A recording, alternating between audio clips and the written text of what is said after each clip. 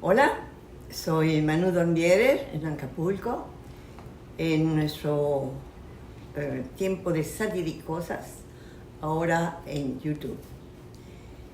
Es un día muy especial para el mundo, es el 14 de julio, y el 14 de julio de 1789 fue un día muy extraño en aquellos tiempos, porque se levantó un pueblo en contra de la monarquía por primera vez en Europa. Y hoy me toca hablar de la necesidad de la independencia total de México, un 14 de julio también. Todas estas pequeños recuerdos para mí son importantes y los quería compartir con ustedes. Bien, el día de hoy voy a hablar nuevamente de una persona que llevó a México a la situación en que se encuentra, en que estuvo durante todos estos años, que llevó a México al neoliberalismo. ¿Qué fue el neoliberalismo? Simple y sencillamente la decisión de borrar la democracia y de borrar la facultad de los pueblos de exigir democracia en sus países para que se hiciera lo que todo un pueblo quiere y no solo algunos. Es muy similar a lo que está pasando ahora en México. Estamos siendo apabullados por una especie como de, dicen ellos, una especie de defensa de los privilegios de los que tuvieron mucho poder en México y en el mundo, y han querido seguirlo teniendo.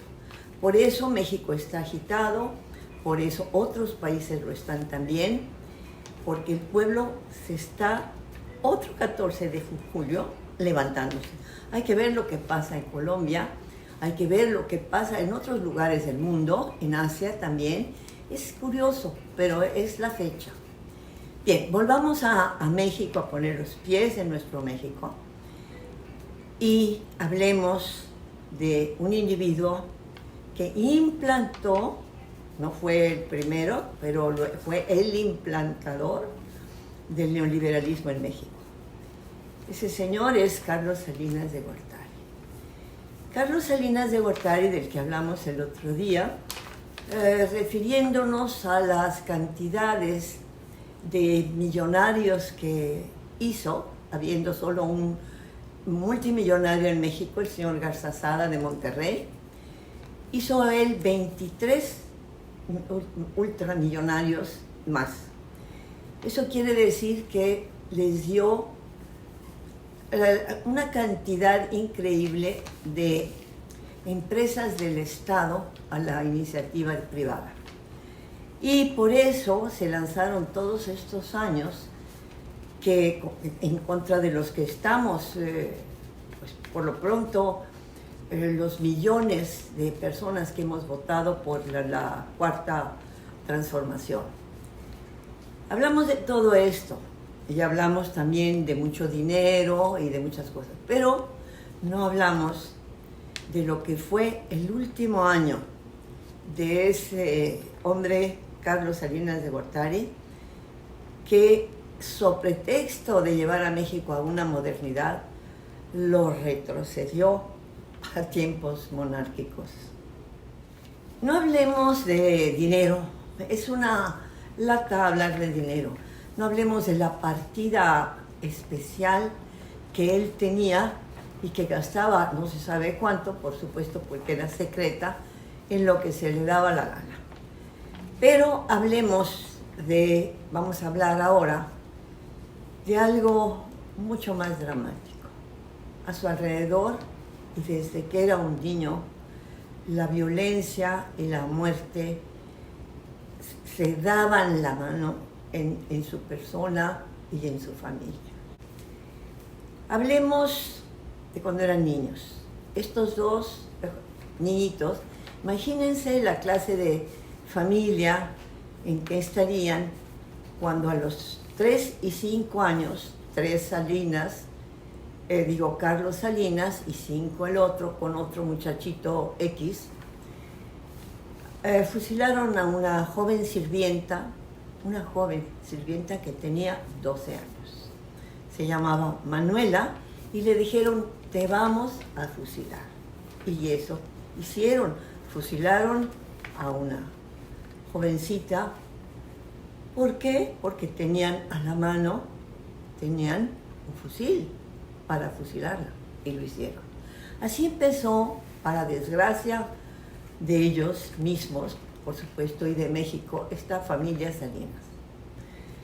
Posteriormente, Salinas, que lo he dicho anteriormente, es un hombre muy inteligente, pero se equivocó voy a decir la palabra, al venderse a los gringos. Esto es lo que pasó. Se dieron cuenta, los gringos, que nunca han dejado de pensar en América para los americanos, según la doctrina Monroe, que pensaba que Estados Unidos debía ser el jefe de todos los países de este subcontinente. En 1993 asesinaron, así vagamente se dijo, a un cardenal, arzobispo, a su vez, de Guadalajara, que se llamaba el señor Ocampo.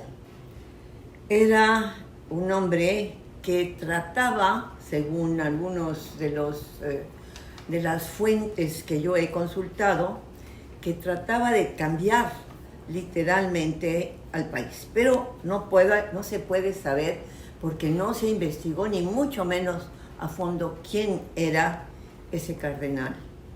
Sin embargo, llegó a decirse que se le había tratado mal al propio cardenal cuando había ido a ver a Salinas para decirle lo que estaba pasando en el país, que había sido maltratado incluso por un hombre muy cercano a Salinas de Gortari, que se llamó Córdoba Montoya. Este hombre fue asesinado al salir de su coche. Luego se dijo en la prensa, que ya no podemos creer en lo que dice la prensa, porque lo estamos viendo todos los días, son falsedades. Lo mataron al bajar de su coche, de manera que no pudieron estar, como se dijo entonces, confundidos con otra persona. Él bajaba de su coche y lo mataban a este religioso. Eso fue en 1993 y se llamó, como les decía, Juan Posadas Ocampo, se llamó este señor. Yo no supe mucho de esto porque estaba fuera del país. Sin embargo, en un país en el que estaba tan lejano como India, se comentó el asesinato de Posada Ocampo. Pasemos entonces al que se llamó el Annus Horribilis, el año horrible de 1994. Allí empezó el asunto, lo sabemos todos, el 23 de marzo de 1994. En una extraña plaza de Tijuana, en el norte del país, para los que lo vean en otros lugares, que está casi sobre Estados Unidos, se juntó muchísima gente y llegó ahí el candidato del PRI a dar un discurso a Tijuana. Lo curioso es que no fue acompañado de la persona que era su jefe de campaña, que estaba en algún otro lugar haciendo otras cosas.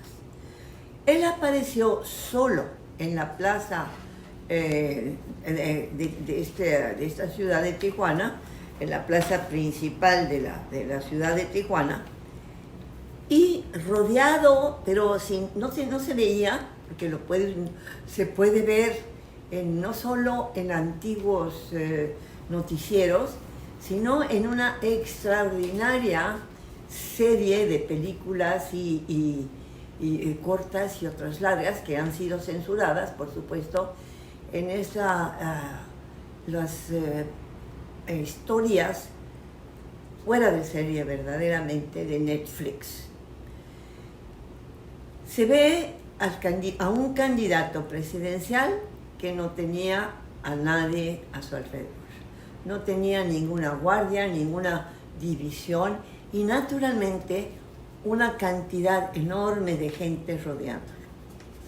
Fue en ese momento que asesinaron a Luis Donaldo Colosio, que era el candidato del PRI a la presidencia.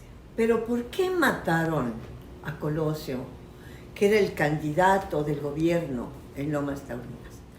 El 23 de marzo de 1994. ¿Qué pasó? ¿Por qué fue eso? Según muchísimas, informaciones, opiniones, lo mataron porque no estaba dispuesto a hacer lo que habían hecho siempre los candidatos priistas cuando eran designados mediante dedazo, se llamaba esto, dedazo, este va a ser mi sucesor. Y en el caso de Colosio, aparentemente se había rebelado ante esa ignominia. Tú vas a ser el nuevo presidente porque yo te nombro a ti, pero yo voy a seguir mandando. Al parecer, según infinidad de lecturas que ustedes pueden, amigos del público, que ustedes pueden buscar en cualquier lugar, él se negó a eso y esa fue la razón de ese asesinato. En aquel entonces no se podía tener esta claridad, no se podía entender por qué el candidato presidencial, el candidato del PRI, podía ser asesinado, digamos, por ellos mismos. No se podía entender.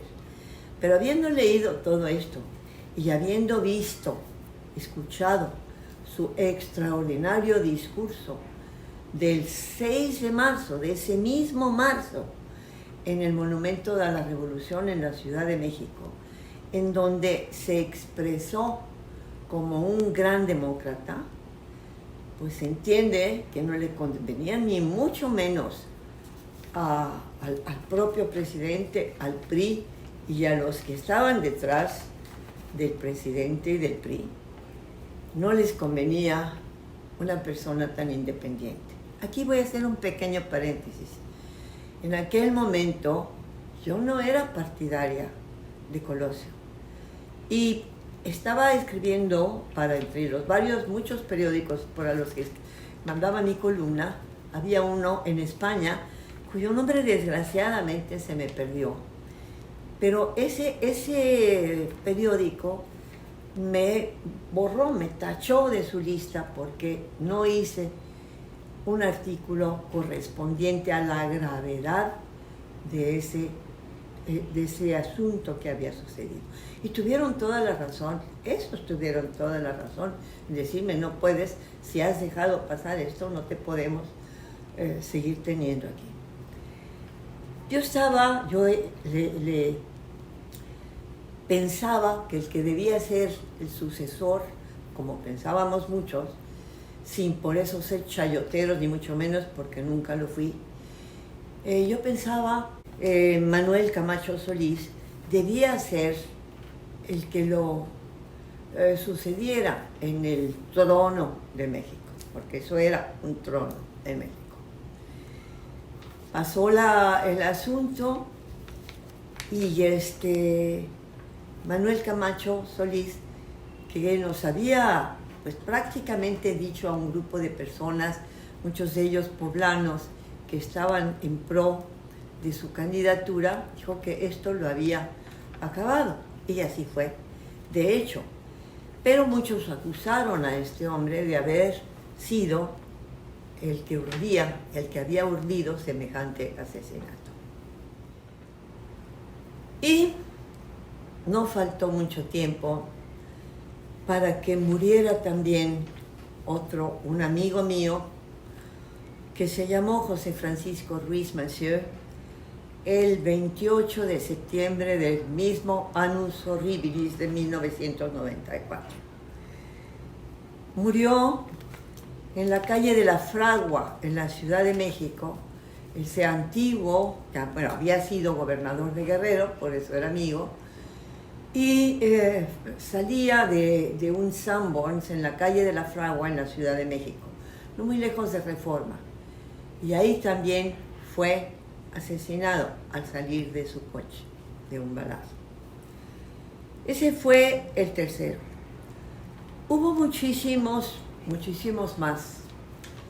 Hubo 600, se dijo entonces, 600 perredistas que también murieron, fueron asesinados en diversos lugares del país porque no querían nuevamente el producto del dedazo de Salinas, al que no reconocían como su presidente.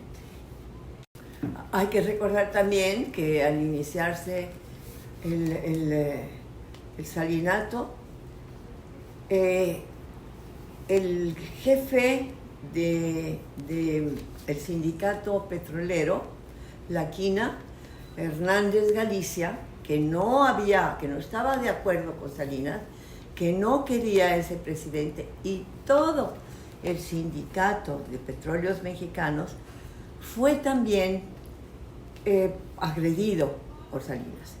Salinas metió a la cárcel inmediatamente a la Quina, a Hernández Galicia, que no era un santo, por supuesto que nadie era santo en México, ni creo que en otros países en ese momento ni en otros. Pero era un hombre nacionalista que quería el petróleo para los mexicanos y que era absolutamente partidario de Cuauhtémoc Cárdenas, el que se decía que había ganado la elección de 1988 en lugar de Carlos Salinas de Gortari. Bien, ya llevamos varios asesinatos, además, repito, y no me cansaré de repetirlo jamás, de los 600 perredistas que aparentemente fueron víctimas de la supuesta victoria electoral de Carlos Salinas de Gortari. Sin embargo, el problema no se quedó. El problema de los asesinatos y de las muertes, esa presencia de la muerte todo aquel año, no se refirió solo a la gente de fuera. Hubo mucho movimiento en el país y, por desgracia, también mataron de una manera espantosa a uno de los hermanos de Salinas, el más joven, Enrique Salinas de Gortari, que estaba quizás en asuntos probablemente no muy limpios, no lo sé, porque no les habían enseñado pieza de actuación en aquellos años a los chicos Salinas, por así decirlo. Este hombre me dio muchísima pena conocer su final, que fue atroz. Lo atraparon, Enrique Salinas, el más joven de los hermanos Salinas, y le pusieron una bolsa de polietileno en la cabeza, lo ahogaron con una bolsa de plástico. Y murió así. Se dijo que eran unos... una serie de cosas, porque no se dijo jamás la verdad en todos esos años. Pasó el tiempo y Raúl Salinas de Gortari, que era el hermano mayor y que era conocido por haber hecho cosas muy irresponsables contra México, por ejemplo en la CONASUPO, que se sabía que había dado la orden de comprar desde la CONASUPO, que es esta compañía que se ocupaba de la alimentación para el pueblo, había comprado restos de leche, una leche contaminada por un gran problema que había habido en Rusia, bueno, en la URSS, que se llamó esto el desastre de Chernobyl. La leche estaba contaminada y Raúl Salinas de Gortari la compró para hacer un gran negocio y revenderla a través de una compañía CONASUPO del gobierno de México. En fin, los crímenes de los Salinas son increíbles e inauditos. Y precisamente de Raúl Salinas, de todo lo que hizo Raúl Salinas, fue no hace mucho tiempo, hace unos 2, 3 años, fue totalmente exonerado por un juez. Esto que hizo Raúl Salinas contra el pueblo de México podría calificarse literalmente de genocidio, porque murieron muchos niños mexicanos que tomaron esa leche contaminada por Chernobyl. Estos crímenes de los Salinas que yo he contado hoy, espero que no haya más, terminaron cuando Carlos Salinas de Gortari, después de terminar su mandato en ese annus horribilis del que hemos hablado en esta charla todo el tiempo, tuvo que salirse de México cuando el nuevo presidente que el PRI impuso.